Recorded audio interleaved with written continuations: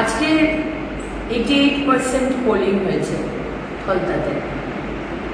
কে ভাবতো যে ফলতার মতো জায়গায়, যেখানে মানুষ, মহিলা, পুরুষ ভয়ে কেউ বেরোতে পারত না, এই পুষ্পার ভয়ে। এই পুষ্পাই বলেছিল পুষ্পা ঝুঁকে গেলে। পুষ্পা নিরুদ্দেশ, ইঁদুরের গর্তে ঢুকে গেছে। আর আজকে প্রায় 88% পোলিং এই ফলতার মতো ডায়মন্ড হারবার মডেল যেখানে চলতো, আমাদের যুবরাজের রাইট হ্যান্ড সেই পুষ্পা ঝুঁকে নিয়ে পালিয়ে গেছে।